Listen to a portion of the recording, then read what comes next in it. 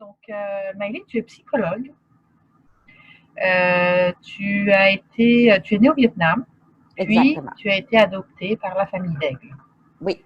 À quel âge as-tu été adoptée? Moi, j'ai été adoptée à l'âge de 13 ans. En fait, je suis arrivée ici en janvier 1996.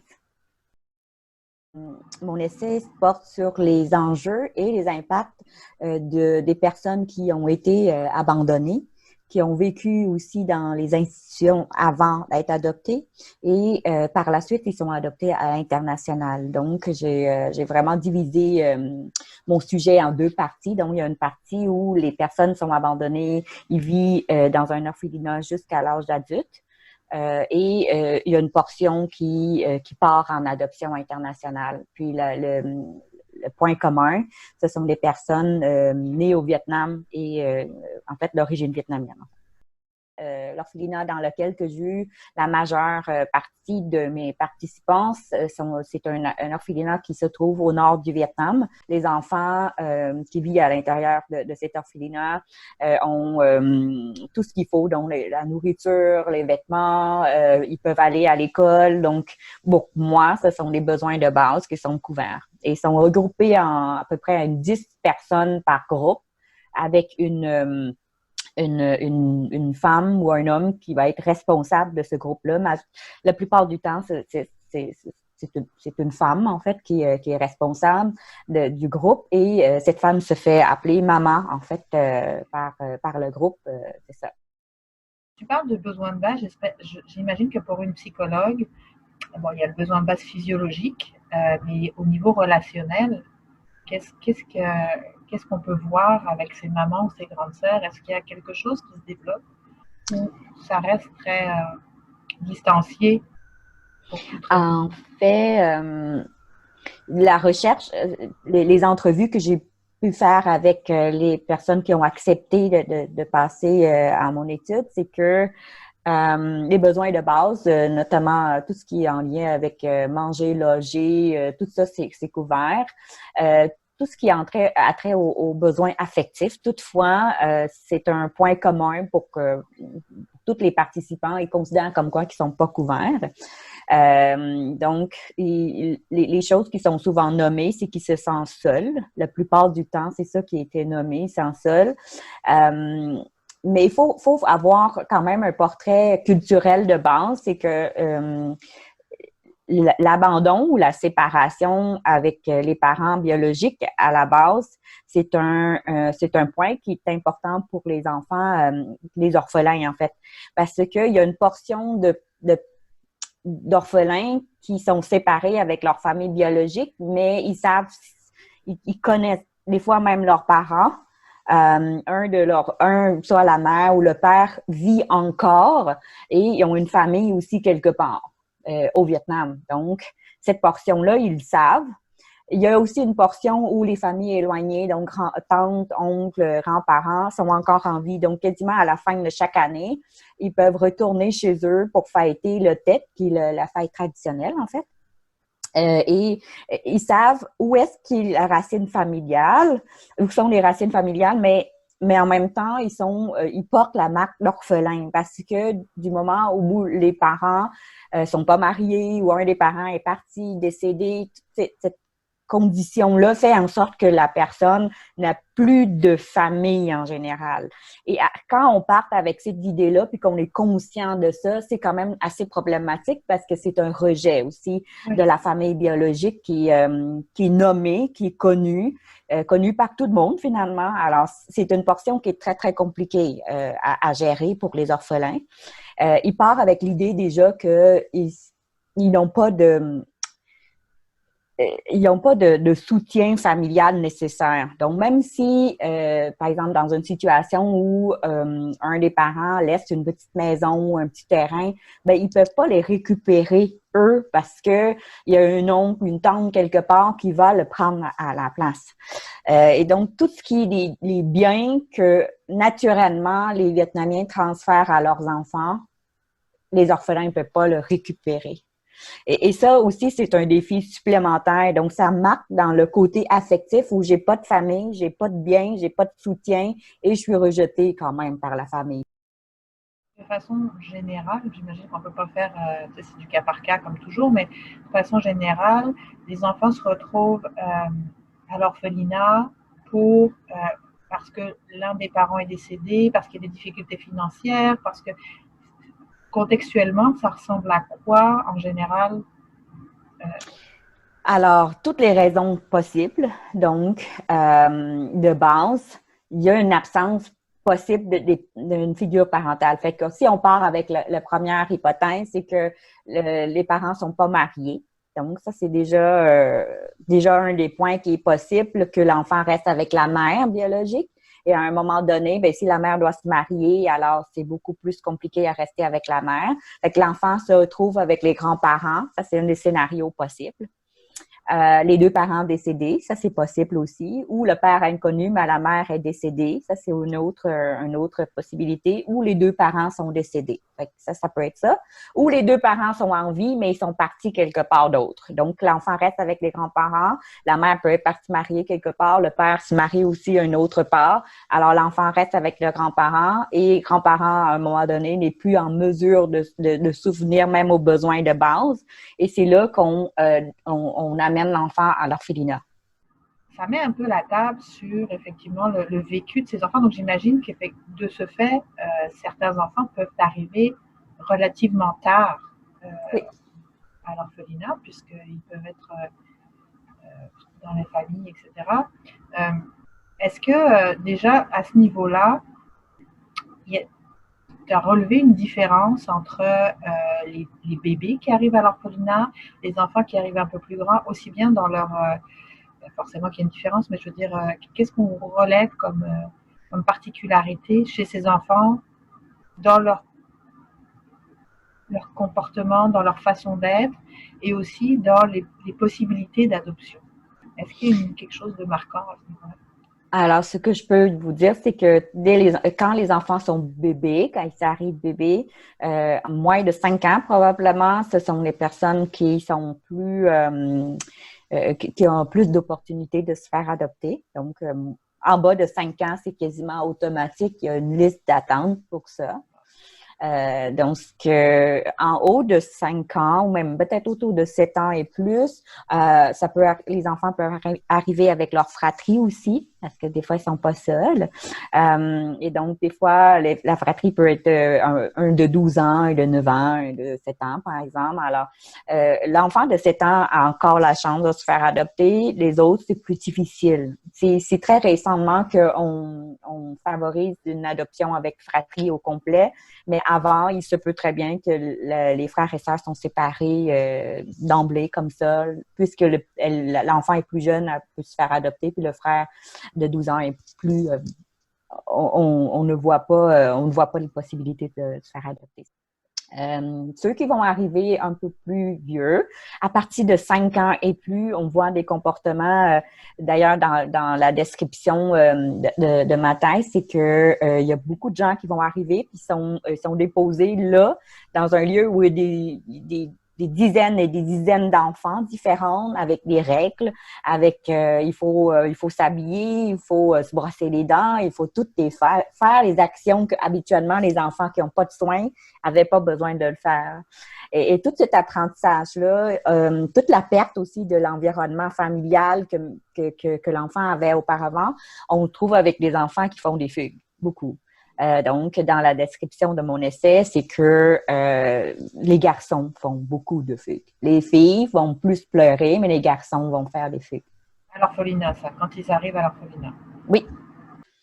Est-ce que le fait que les intervenants soient des mamans, des grandes sœurs, est-ce que ça crée un lien ou est-ce que tu vois que ça impacte en fait la possibilité ou l'environnement par rapport à l'adoption de créer, est-ce que c'est un lien, je ne sais pas, mais dire de créer cette proximité-là, est-ce que ça a un impact sur pour les enfants, puis aussi pour les intervenants, sur la possibilité ou l'opportunité d'adoption qui s'en vient? Alors, les bébés, c'est ceux qui ont leur propre maman. Les bébés sont accueillis par une personne, puis ils prennent soin de cette bébé-là avant l'adoption. Alors, je le vois souvent chez les personnes adoptées, dans leur entrevue, ils vont faire mention de leur nounou, en fait. Donc, ils ont des photos, les parents adoptants ont aussi les photos, les coordonnées aussi de certains nounous. Donc, on voit comme quoi qu'il y a, oui, un lien entre le bébé, un lien. C'est le nounou qui crée le lien avec le bébé, qui garde cette idée-là, qui prend soin de ce bébé. Alors ça, les personnes adoptées en font souvent mention. Pour ceux qui ont 2, 3, 4, 5 ans, c'est eux, je pense que c'est à partir de 5 ans qu'ils se trouvent dans un groupe avec des grands frères, des grands sœurs, avec une maman, en fait. Mais en bas de 5 ans, ils sont avec une nounou exprès. Est-ce que ça cause des liens? Bien sûr, ça crée des liens entre la personne qui prend soin puis l'enfant, parce que, veut pas, les enfants ont soif d'affection, de lien. S'ils appellent maman, c'est parce qu'ils en ont besoin.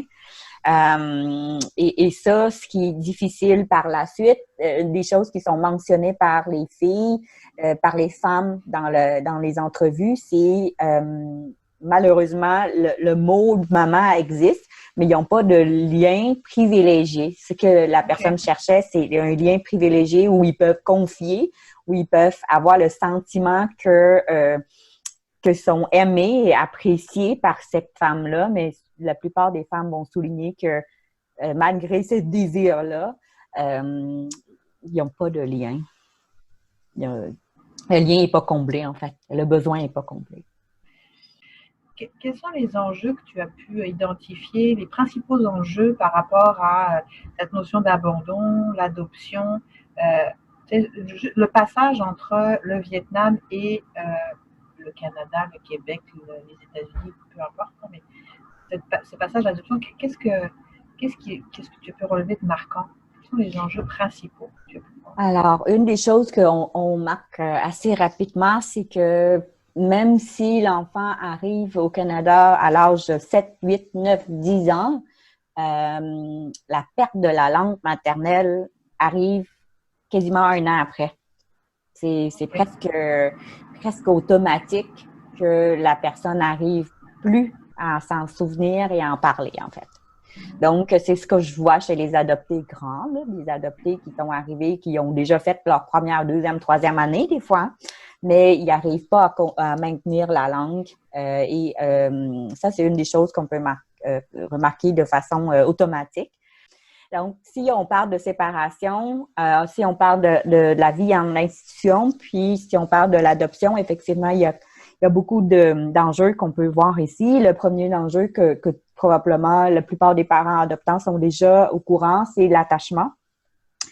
Alors, l'attachement, c'est pas tout, mais c'est quand même une grosse portion qu'il faut aborder. Toute la création de liens.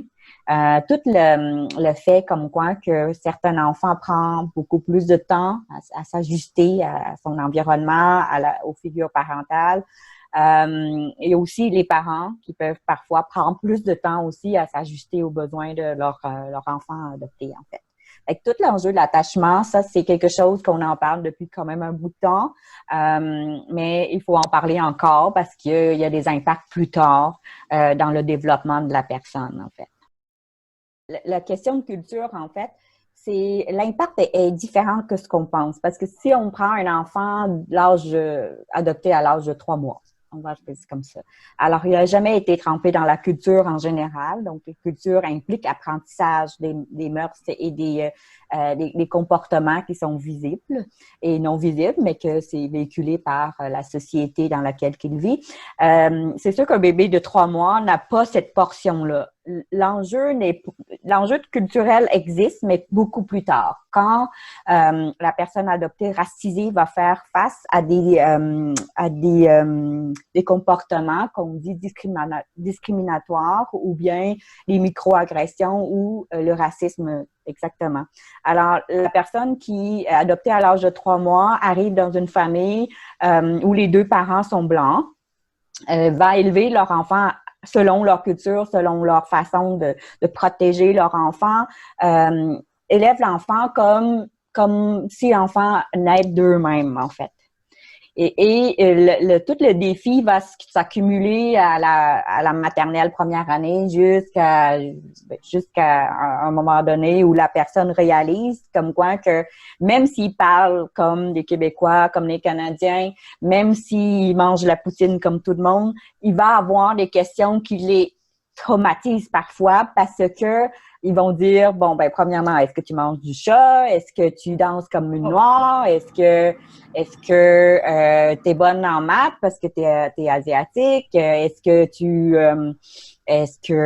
Bon, il y a toutes sortes de questions que la plupart du temps, considérant qu'il n'y a pas de parents ayant au courant de ces questionnements-là, n'ont pas éduqué leur enfant avec cette façon de répondre pour les protéger. L'enfant va faire face à des choses qu'ils ne comprendront pas.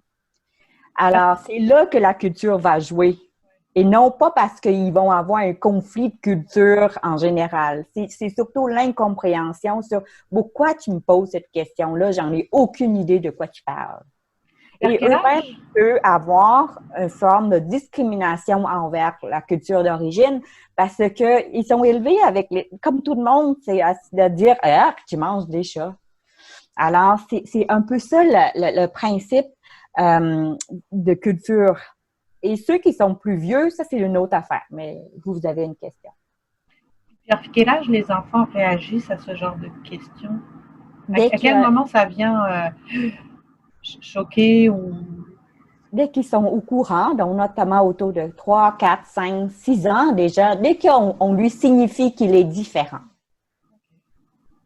Donc, eux-mêmes peuvent voir que leurs parents sont pas comme eux, mais cette portion-là, les parents peuvent jouer un rôle important sur le fait que souvent ils protègent assez bien leurs enfants avec les réponses qui sont très affectives, protégeantes. Alors, cette différence-là, quand c'est l'enfant qui le perçoit, les parents ont la chance de répondre doucement, en fait.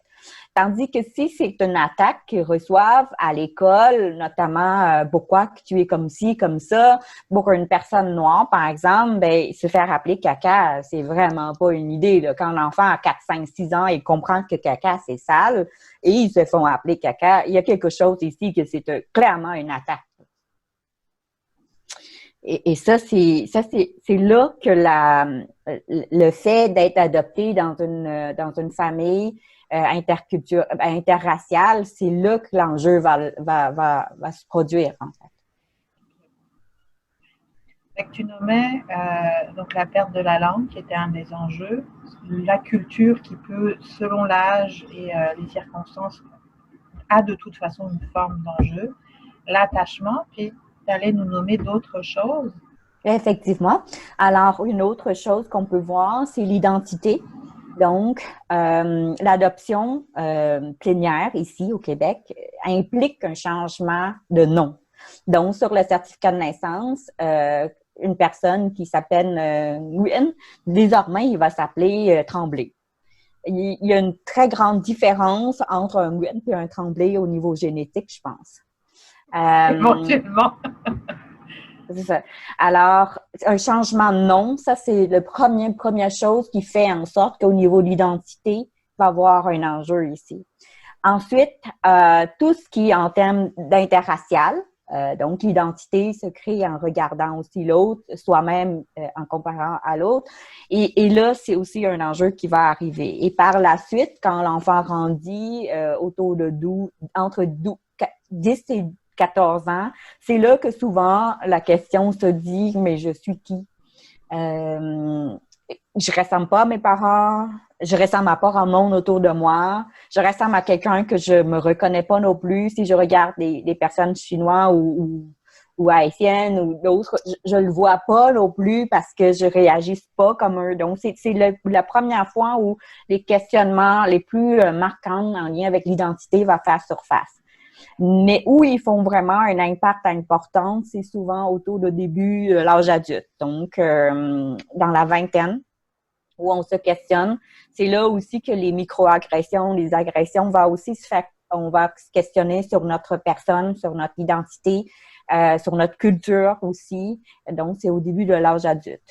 Et évidemment, à chaque période de notre développement, on a des questionnements, notamment sur est-ce que je voudrais retrouver mes racines. Alors, en ce moment-là, quand on dit que j'ai une racine ailleurs, ça veut dire que j'ai une identité autre, possiblement.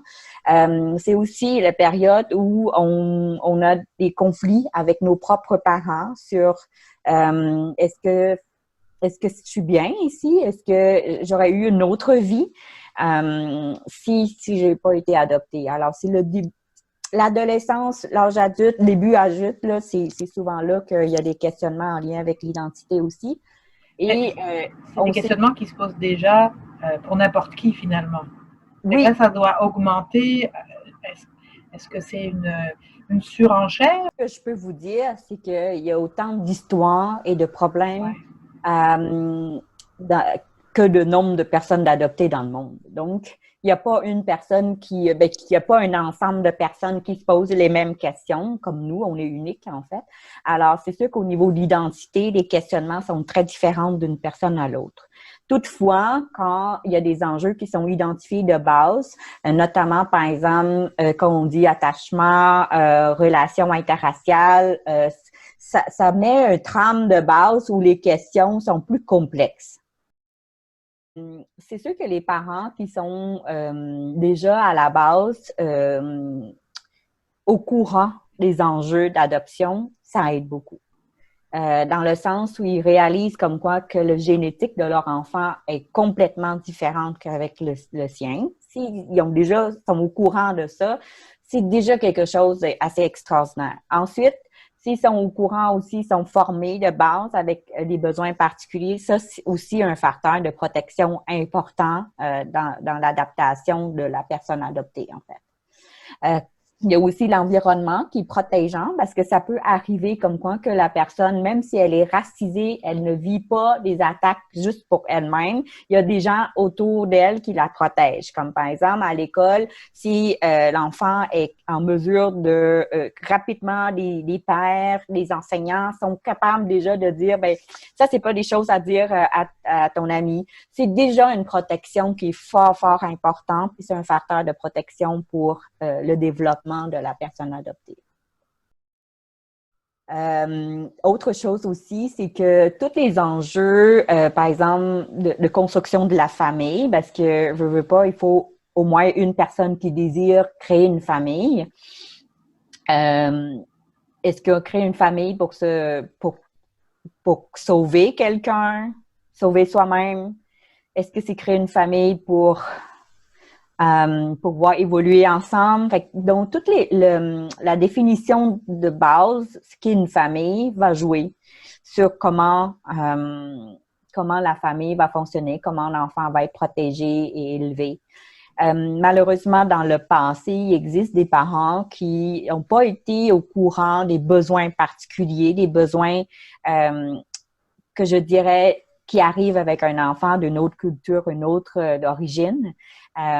Et ça cause des effets importants, notamment le racisme, ça se vit aussi au sein d'une famille. C'est pas parce que c'est pas juste à l'extérieur. Les phrases aussi simples que ben toi t'es notre chinoise ou toi on t'a acheté.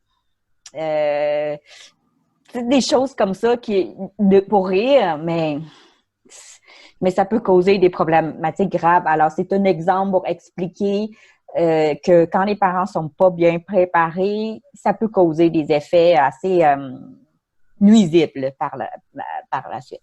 Ce qui est bien maintenant, c'est que il y a eu des changements. Il y a beaucoup de gens, parents adoptants eux-mêmes, qui ont été conscients de ça et qui commencent à en discuter. Ils sont plus actifs maintenant aussi pour dire hey, ça devrait pas se passer comme ça pour les autres. T'sais, moi, j'ai vécu des choses difficiles, mais ça devrait pas passer comme ça pour les autres. Alors, tranquillement, je pense comme quoi qu'il prend beaucoup plus de place aussi et il parle plus sur les besoins que la famille pourrait avoir. Et l'évaluation, le processus d'évaluation actuel devient beaucoup plus réfléchi plus surveillé aussi. Ce que je vois avec le secrétariat à l'adoption internationale, c'est qu'il y a un souci important ici de rendre de rendre le processus plus impartial. Puis on n'a pas le recul actuellement pour voir comment ça a pu changer, ou peut-être que si un petit peu, comment est-ce que ça a pu changer justement le portrait de ces enfants adoptés qui s'en vont vers l'âge adulte avec ces difficultés-là. Euh, Est-ce que dans l'étude que tu as faite, tu vois une cassure importante ou irrémédiable de l'adoption, où finalement les jeunes adoptés trouvent une façon de trouver leur place un peu plus tard à l'âge adulte? Est-ce que quand on va après 20 ans, on sent encore qu'il y a quelque chose de marquant ou de problématique par rapport à tout le processus qu'ils ont vécu? Alors, dans l'ensemble de l'étude, ça signifie que les personnes adoptées à l'âge adulte fonctionnent quand même assez bien. Quand je parle de l'adaptation, on parle ici d'avoir un bien-être physique et psychologique relativement important, avoir un travail, des relations amoureuses, amicales, saines. Donc, c'est ça, ce sont des facteurs qui définissent qu'est-ce que c'est l'adaptation dans mon étude. Et ce qu'on voit, c'est que la plupart des personnes arrivent. Les jeunes adultes, puis début de l'âge où ils commencent à avoir leurs propres enfants aussi, on voit qu'il y a une belle adaptation, il y a une bonne capacité aussi de résilience chez les personnes adoptées. Certaines difficultés demeurent, notamment tout ce qui est en lien avec une forme d'anxiété, de sentiment de recherche d'appartenance.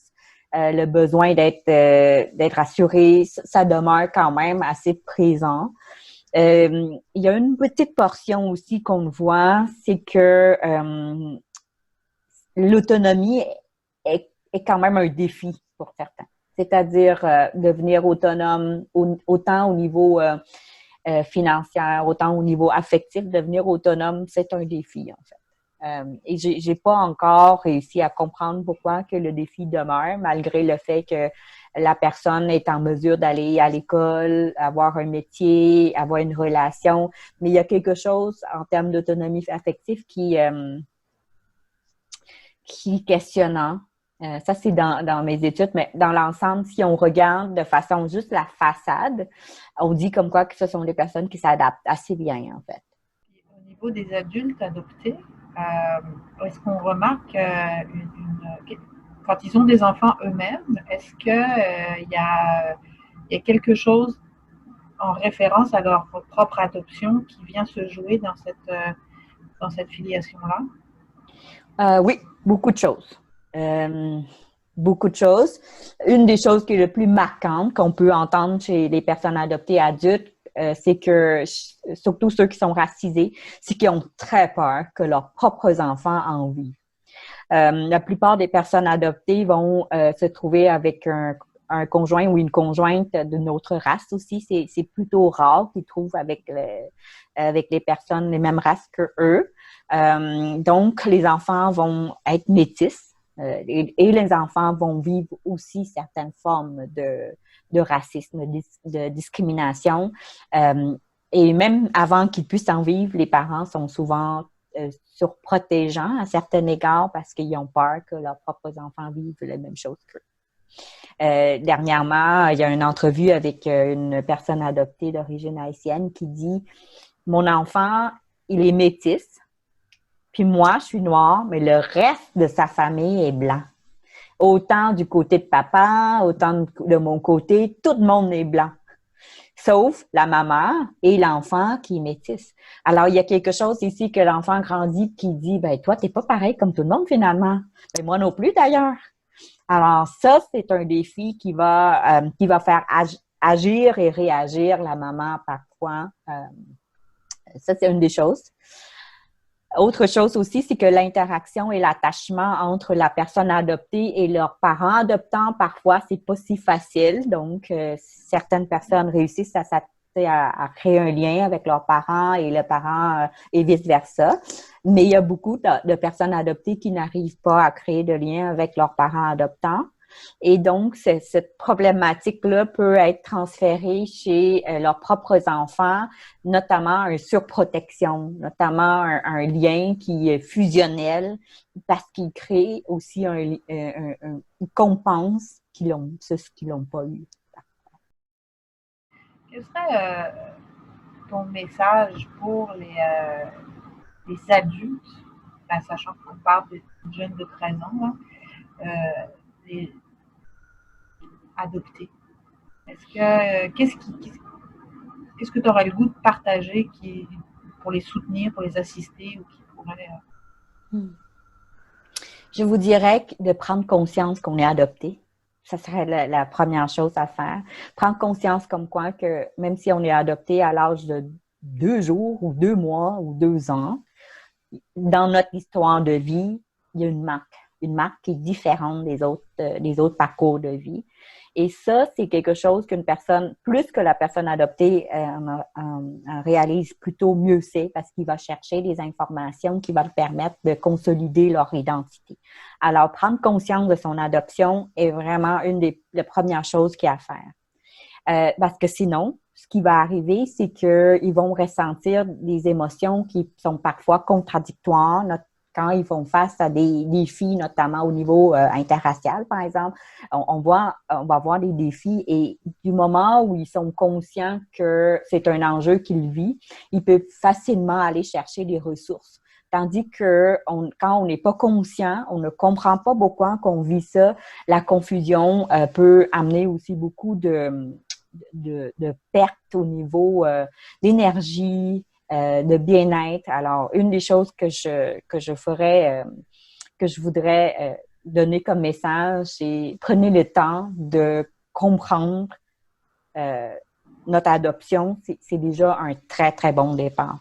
Puis que de savoir comme quoi qu'on a une vision positive ou négative par rapport à l'adoption, c'est pas ça qui est important. C'est vraiment de réaliser que notre vie est marquée quelque part, puis il faut le savoir. Elle a commencé au moment de l'adoption, mais elle a commencé avant, puis il y a quelque chose qui se passe. Oui. C'est quoi les ressources? Autre chose, avant qu'on passe, c'est qu'on peut, maintenant, il y a plein d'organisations et d'associations qui existent. Les personnes adoptées peuvent avoir recours à ces organisations-là, puis ils peuvent se faire expliquer toutes sortes de choses. Il y en a beaucoup de choses qui sont impliquées au niveau légal, au niveau affectif, au niveau des relations avec les autres. Il y a plein de connaissances qui existent maintenant, alors ça peut faciliter le parcours d'une personne adoptée s'ils contactent les personnes pertinentes, les personnes qui peuvent les aider, en fait. C'est ça ma question, ce serait quoi les ressources puis accessibles pour des mineurs? Est-ce qu'il y en a? Est-ce que ça existe? Des mineurs. Alors, des mineurs, c'est plus difficile. Parce qu'il faut avoir un des enjeux ici, c'est que intervenir auprès des mineurs nécessite des connaissances importantes. On peut pas intervenir, on peut pas improviser d'intervenante pour interagir auprès des jeunes, d'intervenir auprès des jeunes. Fait que c'est pour cette raison que des fois c'est assez compliqué monter une ressource parce qu'on manque aussi de ressources financières pour engager des personnes qui sont aptes. Alors, mon rêve, en fait, c'est d'être capable de faire une maison de l'adoption, une maison où on a des intervenantes formées pour faire. En ce moment, il n'y a pas beaucoup de ressources. En fait, il n'y en a pas. C'est pour dire comme quoi qu'il y en a quelques initiatives qui essayent de faire un camp, des choses comme ça, mais vraiment intervenir, il y a le centre jeunesse. Mais le centre jeunesse ne possède pas nécessairement des connaissances en lien avec l'adoption. Puis l'adoption, c'est pas une maladie, en fait. Alors, on veut intervenir autrement que d'arriver jusqu'à temps où les cris sont installés. Alors, un enfant qui se questionne, qui se fâche contre sa mère parce qu'ils n'ont pas de même couleur, c'est pas une maladie, là. Mais il faut intervenir parce que sinon, un jour, ça détériore, ça dégénère en d'autres problématiques. Pour le moment, je vous dirais, malheureusement, nous n'avons pas de ça comme ressource. Mais peut-être un jour, très rapproché, on aura des groupes C'est ce que j'aimerais, c'est être capable de monter des groupes où les jeunes peuvent se joindre, puis que en tant que psychologue, éducateur, éducatrice, travail social, qu'on soit capable de donner un espace qui est protégeant, mais en même temps qui est capable d'aider les personnes adoptées à se questionner, puis aussi à trouver des réponses à leurs questionnements. Pour les parents qui voudraient adopter, les futurs parents adoptants, entre guillemets, le choix d'adopter plus petit ou d'aller vers un enfant un peu plus grand, qu'est-ce que tu aurais à leur partager à eux? C'est ce que je prêche pour ma paroisse, c'est que payez-vous un bon psychologue. Oui, c'est ça. Prenez la chance de vraiment examiner votre besoin de construction de famille. Ça, je pense que c'est la première chose à faire. Parce que on peut être très, très déçu quand on a envie de sauver quelqu'un, mais que l'enfant nous repousse continuellement. Bon, ça, c'est dans le pire des cas. Mais la vie est complexe. Donc, permettez-vous un moment de vous asseoir, de discuter de vos propres besoins en premier lieu. Puis après ça, on parle de l'adoption par la suite, une fois que tout ça est clair. Autre chose aussi, c'est que les parents qui adoptent ont aussi une crainte assez grande par rapport à est-ce que je vais être à la hauteur. Hein? Maintenant, avant, c'était je sauve quelqu'un et maintenant, c'est comment je fais pour être à la hauteur d'un enfant qui est exigeant, qui va être complexe et tout ça. Ben, il faut faire pour savoir. La plupart des parents qui ont passé à travers tous ces processus-là, c'est quand même déjà super demandant. Alors, c'est une avance que vous avez sur pas mal d'autres parents. Dans le processus de famille en général, c'est qu'on tombe enceinte et puis on a des enfants. Il n'y a pas grand-maman qui dit « je me suis préparée à être maman ». C'est ça. Par contre, les parents adoptants, eux, ils peuvent te dire ça. Ils peuvent se dire ça parce qu'ils ont suivi toutes sortes de formations. Ils ont même si je dis que ce serait bien de consulter, il y a plein d'autres parents qui ont eu cette idée-là avant moi, là. C'est-à-dire, ils ont consulté pour eux, pour leur couple, bien avant ça. Alors, ça, faudrait parfois recentrer sur soi pour dire qu'ils sont compétents déjà à la base, s'ils ont passé à travers tous ces processus-là. Et puis, si leur désir de la famille, c'est d'accompagner quelqu'un, de créer des liens qui sont sains avec leur enfant, je pense qu'il faut quand même qu'ils s'écoutent par rapport à ça. C'est déjà extraordinaire comme idée de base. Pour ceux qui ont déjà adopté, justement, quelles ressources sont là pour assister les parents à assister les enfants dans les moments difficiles ou dans les moments de prise de conscience? En tant que parent, on n'est pas toujours le mieux placé pour répondre aux questionnements de l'enfant. Mm-hmm. Ce serait quoi pour eux les ressources ou le message que tu voudrais leur partager? Alors, au Québec, en ce moment, il y a le RAISM Ressources Adoption. Eux, ils ont une ligne d'écoute qui sont ouverts 3 jours semaine. Donc, ils sont en mesure de prendre le temps d'écouter les parents, de diriger aussi leurs enfants vers les ressources qui sont possibles. Moi, par moi-même, je suis en train de monter un programme qui va être capable d'accueillir les parents et les enfants en même temps. Alors, c'est sûr que tous les programmes de thérapie, d'éducation psychologique, c'est des programmes qui prennent du temps et beaucoup de ressources financières à monter en général. Mais je vous dirais comme quoi que d'ici automne 2021, ça devrait être capable d'être fonctionnel, en fait. Fait que c'est vraiment ça. À la hauteur du Québec ou juste vers Mirabel? Québec. Pour le Québec au complet. Oui, c'est ça. Par contre, on est limité. Alors, je vous dirais que mon premier groupe va être probablement constitué de 6 à 8 personnes. Éventuellement, quand je vais pouvoir, je vais mettre ça en ligne. Et puis, premier arrivé, premier servi. Et puis, on travaille fort aussi. Il y a un organisme qui s'appelle l'Hybridé, donc l'organisme dans lequel que je travaille présentement aussi pour l'intérêt des personnes adoptées. C'est qu'on veut vraiment mettre en place ces choses-là parce que Il y a des personnes qui n'ont jamais besoin de services psychologiques de leur vie. Ils sont simplement avec leurs parents, ils construisent le lien, ils évoluent dans le temps, puis ça va bien. Mais il existe quand même une portion de personnes où c'est beaucoup plus difficile qu'on pense. Donc, tous les problèmes au niveau de la consommation, les pensées suicidaires, les maladies mentales qui sont déjà là à la base, puis là, ça évolue plus avec le temps, avec les défis de la vie. Alors, c'est ces personnes-là que je cible pour être en mesure d'apporter des soins spécialisés. Parce que comme vous avez bien qu'on a discuté depuis tantôt, c'est qu'il y a plein d'enjeux d'attachement, identité, d'adaptation. Toutes ces choses-là, ben ça ne s'efface pas avec le temps. Là. Il faut avoir des facteurs de protection qu'on met en place pour aider les personnes à évoluer avec, dans sa vie, en fait. Si je fais un peu un résumé très très caricatural, j'aurais un goût de dire que peut-être que la première et puis la principale des choses, c'est de prendre conscience de tout, des différences, des difficultés possibles, qui ne sont pas forcément obligatoires, mais de tout le contexte qui peut, être complexe, mais en même temps, il y a des ressources, il y a des choses qui peuvent être faites en amont et pendant pour assister l'arrimage, j'ai envie de dire, et que c'est la première chose, c'est vraiment de prendre conscience que tout ça peut être présent, puis qu'il faut l'avoir en tête pour pouvoir soutenir l'enfant et soutenir les familles aussi, à se soutenir soi-même quand on est parent. Mais ce que je résume à peu près. Vous avez bien résumé tout Bon. ça, effectivement. Tout ça pour ça. Oui, ben, en fait, d'être conscient, c'est la première chose à faire. Puis, de ne pas rester seul, vraiment. Parce que souvent, avant, je vous dirais, récemment, la plupart des parents adoptants, quand ils sont arrivés au centre jeunesse, par exemple, quand on est rendu au point de centre jeunesse, c'est qu'ils vont avoir à peu près les mêmes commentaires. J'ai pas eu de ressources auparavant. J'ai pas eu de soutien auparavant. Depuis que mon enfant est arrivé, je suis toute seule à me débrouiller.